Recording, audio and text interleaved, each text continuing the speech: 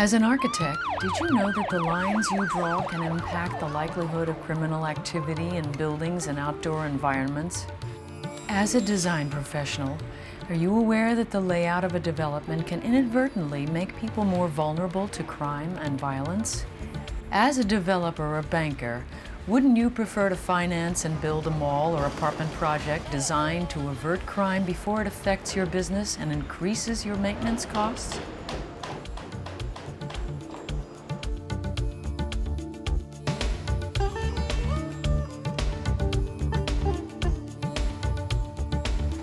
Hi, I'm Joanna Cassidy.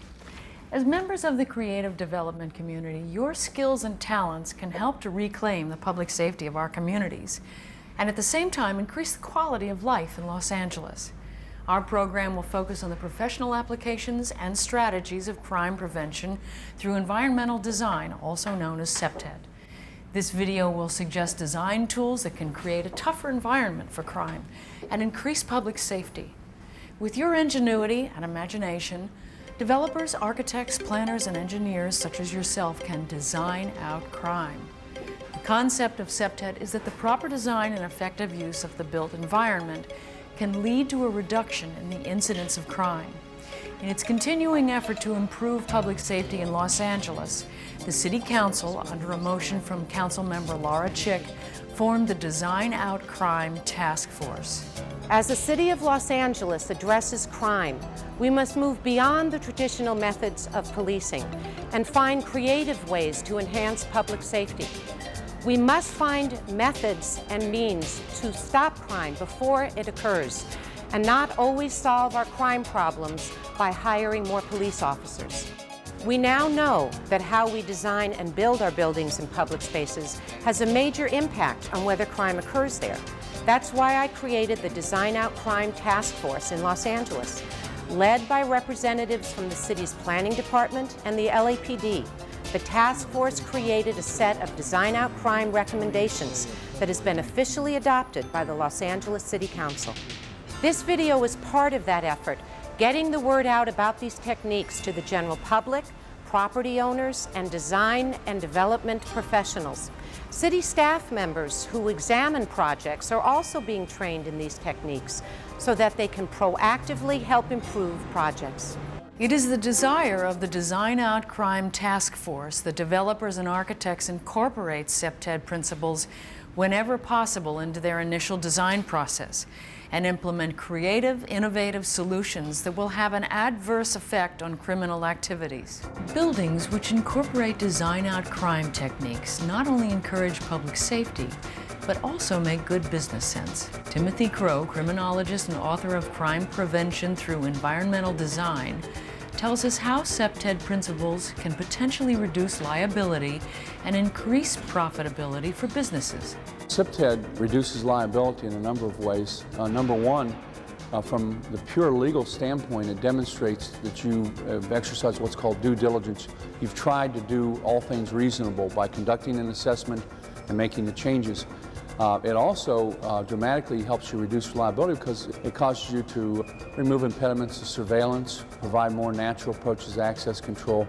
But the big thing is people, potential juries who might listen to a case, can understand these concepts and what you tried to do to make your property more safe. A number of insurance companies have introduced new programs where they'll provide you reductions on your business insurance premium if you not only have a Sep-Ted review conducted, but you showed proof that you made a reasonable attempt to implement recommendations. Sep-Ted from a business standpoint means dollars and cents. It contributes to profit, productivity, and reduced liability, and also improve employee morale. Design out crime techniques employed in the initial planning stages are generally more economical to build and easier to maintain than those implemented in future redesign and rehabilitation work. Developer Thomas Safran reviews the practical issues of construction and maintenance. There's a misconception that it costs a lot more money to use Septet principles in the development or design or reconstruction of buildings, and that's a real mistake. Most of it is common sense and a principle of good design. What we did at the building behind me cost really nothing more, and it tremendously reduces our landscaping and maintenance cost. All we did is add a couple of inch curb at the edge of this public sidewalk in the beginning of our property, and we clearly defined where the private part of the property is in the public. When you see that little curb and you see the landscaping, you know that this is now the private part of the property. This belongs to the building. It's not part of the public sidewalk. And people can see and identify that they shouldn't be walking on it, and they don't. Sep-Ted's going to save you money up front and not cost you more money. It will save you money to do things right. Where in a few cases where it costs you extra money, the long-term payoff is there in terms of profitability, return on investment, and lowered liability. The basic principles of Sep-Ted are simple and support good design practice. They are natural surveillance, providing for good visual connections between spaces; natural access control, preventing or allowing entry to an area; territorial reinforcement, fostering ownership and control. These components are based on the understanding that criminal behavior thrives on environments where they are less likely to be observed, questioned, or apprehended. We will be examining each of these elements independently, but in application, all three elements are interrelated and work together. It should be noted that Sep-Ted in and of itself is not a panacea for crime. Septet principles require correct applications to an environment, proper use from those in the environment, and support from community policing and resident organizations such as Neighborhood Watch. For example, in order for territorial reinforcement to be effective, the notion of ownership must be fostered. Lack of ownership can easily be recognized in a neglected piece of property. Public spaces that are undefined, that belong to nobody, become quickly scenes where nobody is safe, nobody feels comfortable. So to do that, what you want to do is have a design that supports surveillance, that supports involvement, that supports possession of the public spaces. Architect Mario Fonda Bonardi examines techniques that support the principles of territorial reinforcement for a neighborhood. It's very important to project territoriality from your building onto the street. That's where it starts. Your building has to have a presence on the street. The street can't be a no man's land. It can't belong to everybody. It has to belong to your building. Now, to project territoriality, we can't really go out into the street. So we have to do a series of things that makes it feel like we're out in the street, but we're not really there. First thing you can do is you can raise the building up. So we put the building up on this platform here, so the buildings now look down on the street. So someone walking in the street experiences that they can't just walk into the building, yet everyone in the building is looking down on them. The next thing we do is we take these balconies here and these entrances, and we make them small rooms by putting a trellis on, and we push those rooms all the way out to the sidewalk.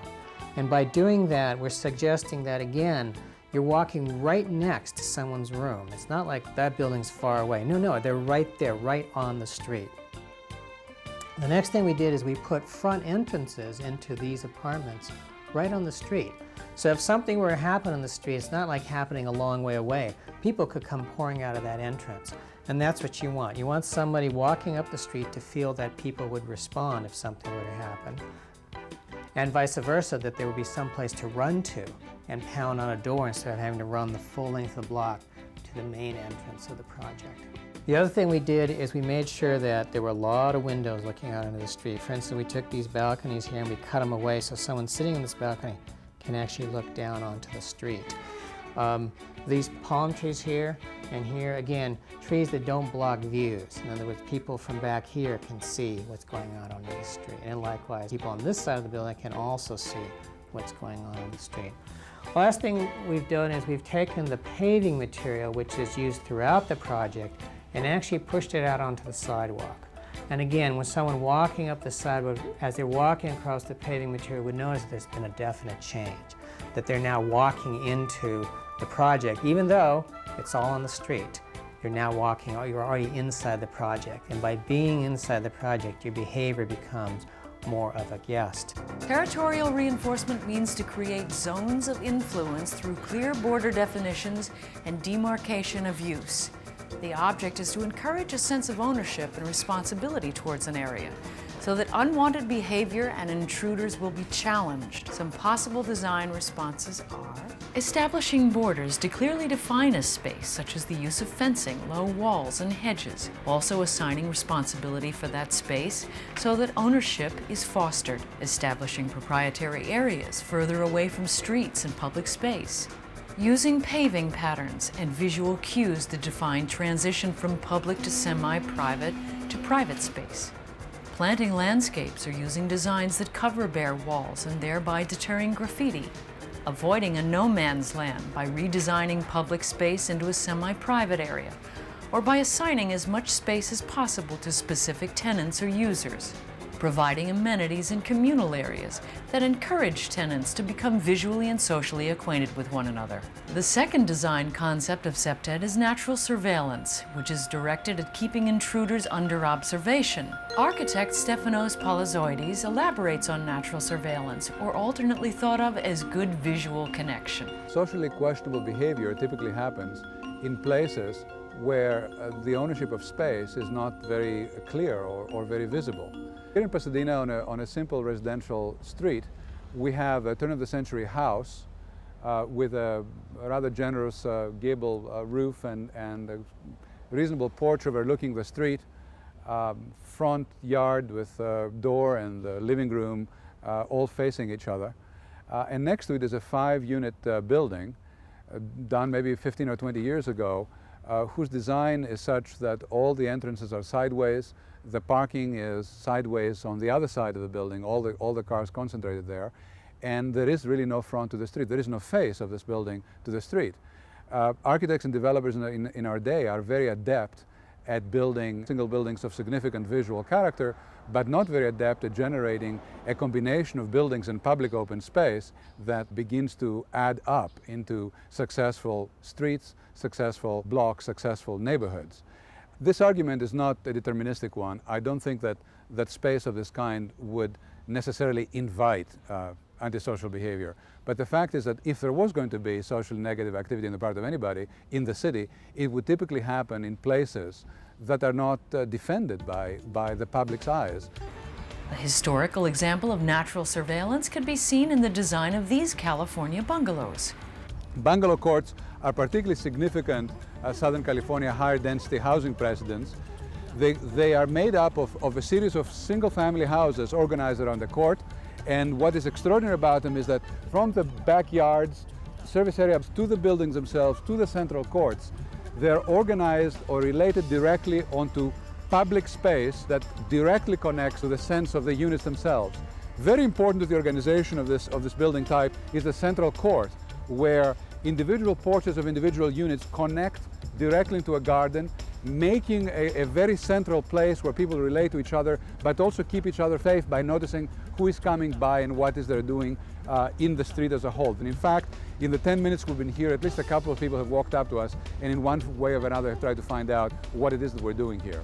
The importance of natural surveillance is that a person feels safe when others can see if he's in trouble or in need of help. Conversely, criminal activity is less likely to occur if it is observed. Good visual connection allows people to watch and protect their surroundings during their casual and routine use of a building, as opposed to formal surveillance, such as security guards. Some methods of natural surveillance are using fencing instead of walls, trimming back foliage that obstructs natural surveillance, locating entrances in ways to encourage casual observation of people entering and leaving, visually connecting common spaces such as a child's play area or a parking lot in view of actively used rooms such as living rooms or lobbies, positioning trash chutes, laundry rooms, and public restrooms in areas of high visibility, adding terraces and balconies to apartment buildings so residents can see or be seen from the outside, designing for areas of mixed use so that a space is used continually through the day and the night, creating the ability to see into a space before entering, and providing adequate lighting. The final primary element of Sep-Ted is natural access control. The intent of this strategy is the denial of entry to criminal intruders. Again, Tim Crow. Key to natural access control is defining the movement from public to semi-public to private space. And we want people to know that they're moving from public to semi-public to private space so that the normal user will feel safer. The abnormal user will feel that if they're getting into private space, that they're subjecting themselves to challenge, that somebody's going to stop them.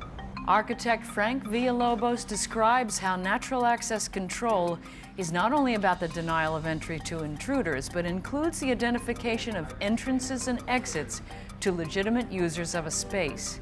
In the case of this building, the front door is easily identifiable. In fact, we have overemphasized it to make it easier for the pedestrian to find the front door. Sometimes when the designers don't utilize that access control in their designs, it is very difficult for the pedestrian to find the front door from the parking lot. As an architect, you have to put yourself in the pedestrian's point of view. The marker is important so that the eye can guide the pedestrian to its location.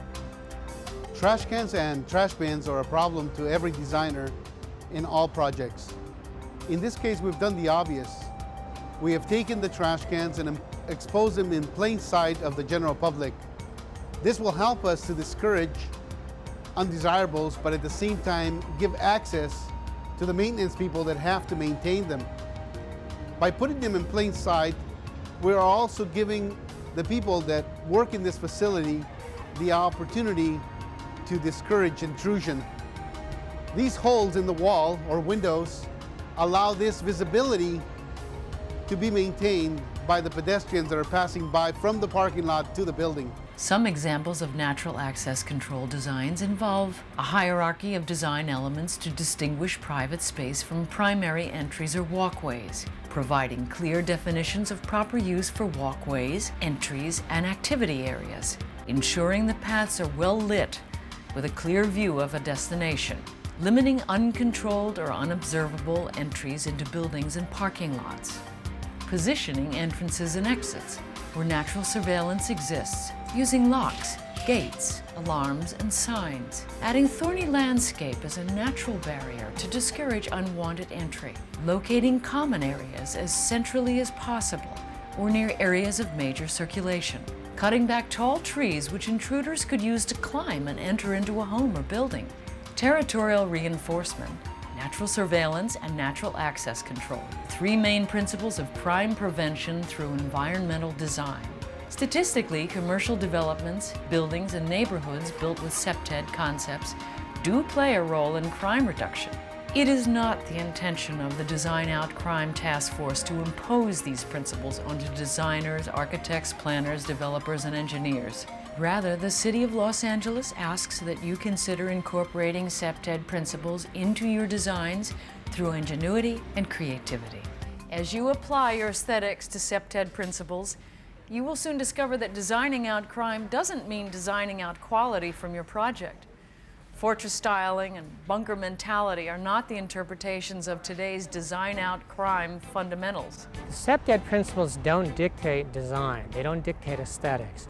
The principles stay the same. The design changes. Your building could be any style. It could be modern, it could be high-tech, low-tech, it could be prehistoric. Doesn't matter. What's important is the principles of eyes on the street, every space is under surveillance, spaces that are territorial that belong to certain units or certain groups, secure perimeter, good lighting, high visibilities. Is the idea of breaking up the mass and making that interesting. Well, as you're breaking up the mass, obviously you're giving more facets to your building. That means more windows that can be looking at the streets. As you break up large spaces into small spaces, you're increasing territoriality. So the design ideas that you would normally use in designing a building then reinforce the ideas of Sep-Ted. And you find this occurring over and over again. They don't fight each other. They actually support each other. Septet Designs also makes for good policing. Design Out Crime principles help me as a patrol officer by affording me the opportunity to be able to see into areas that would normally be concealed. I'll give you an example. If I'm patrolling past this building, I'm going to be able to patrol by here, look into this mall area, and be able to see a greater area in a shorter amount of time, which translates into me going down the street and patrolling another area. If I have to stop, get out of my vehicle, walk over into this area to patrol it because it's concealed by walls and shrubbery and berms and things like that, then it's going to take more of my time. Time is something that officers have to deal with when they respond to calls for services. Getting in there, effectively answering that radio call, and going on to the next call.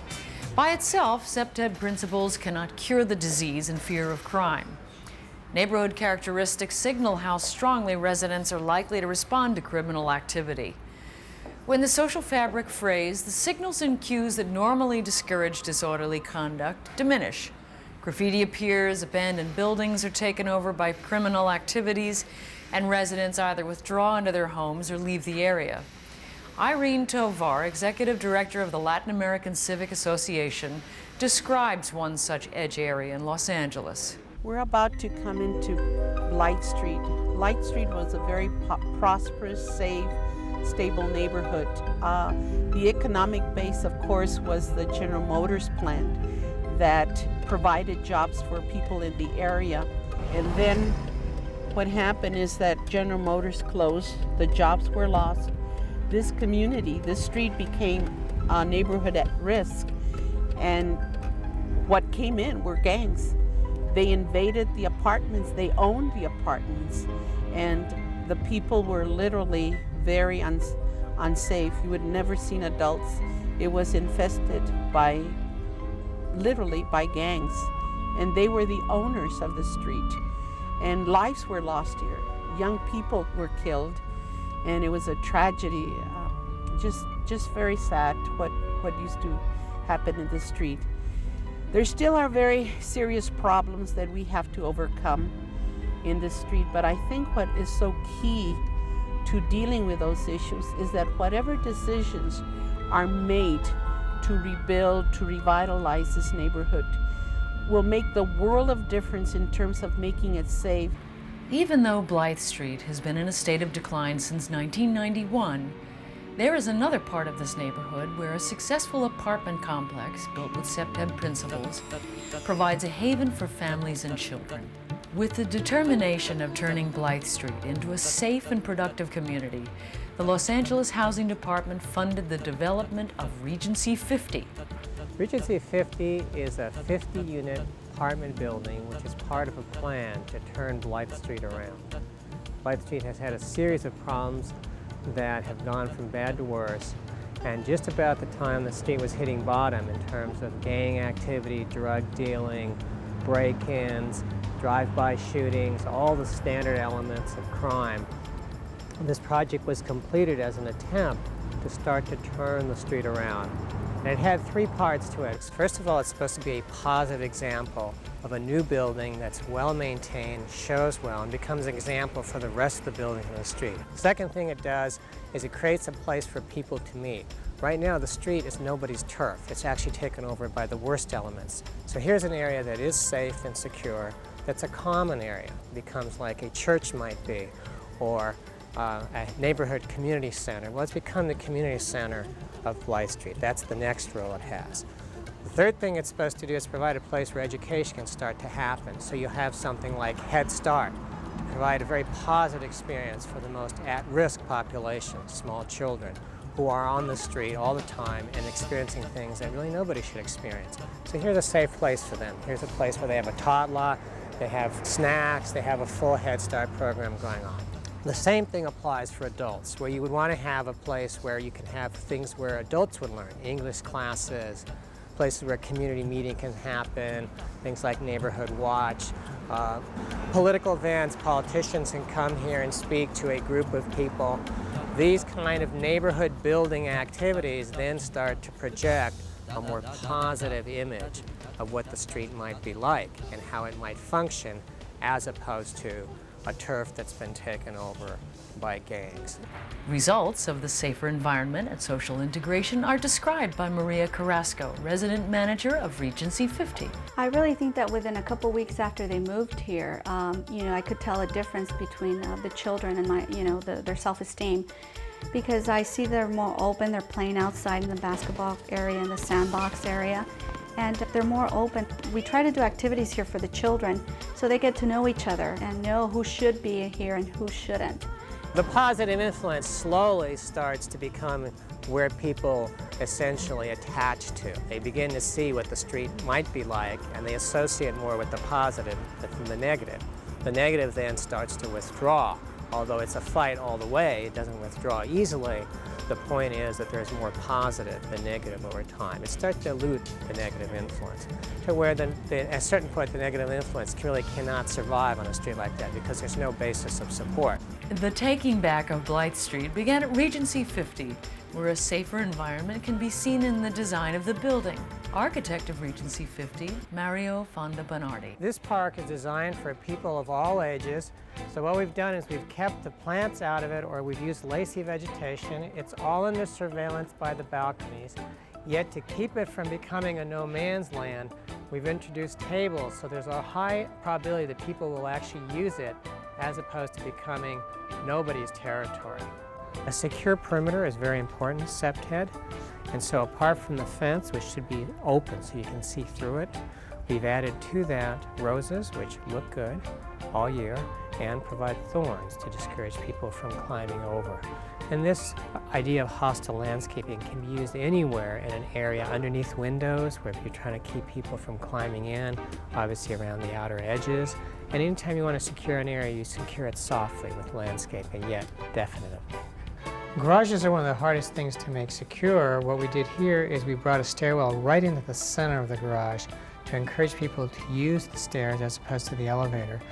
And when people would come up from the garage, they would be right in the center of the project. They could fan out to their units where they would be highly visible. People know who is coming and who is going, and vice versa. If someone gets in trouble in the garage, it's easier for someone to come to their aid because they will come right into the center of the garage as opposed to coming into the edges or the corners where stairs are normally placed.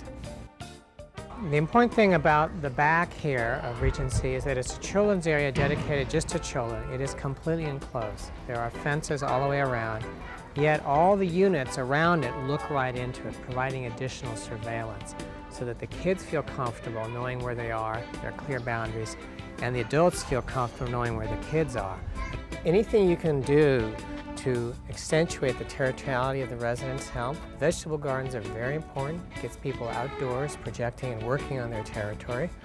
They also, while they're working, they're talking to each other, and that builds community. And community is the most single important ingredient for security of a building or a street, is people have to know each other. And gardens do that. Sep-Ted concepts, when applied correctly and maintained properly, have proven to reduce crime and enhance community well-being. Cities across the nation and here locally have integrated Sep-Ted fundamentals into their projects. So much so that the state of Florida adopted the Safe Neighborhoods Act, which provides funding for Sep-Ted planning in residential and business areas. Los Angeles has many communities that are in transition. That is, some of them are moving up, some of them are moving down. So Sep-Ted is a way of reinforcing the edges of the communities so they stop from moving down and actually turn around and start to move up. Sort of part of a healing process of the city. And to do that, it has to be block by block, building by building, backyard by backyard, all those principles being applied slowly build a more secure city. The city of Los Angeles is committed in its effort to reduce crime, increase public safety, and the quality of life. The Design Out Crime Task Force is available to assist you with your planning and design concepts. Building a safer Los Angeles is everybody's responsibility. Being safe is everyone's right. We hope that this presentation will offer some ideas and thoughts about designing out crime. I'm Joanna Cassidy. Thank you for watching. Your time is appreciated. For further information or to receive a Design Out Crime booklet, write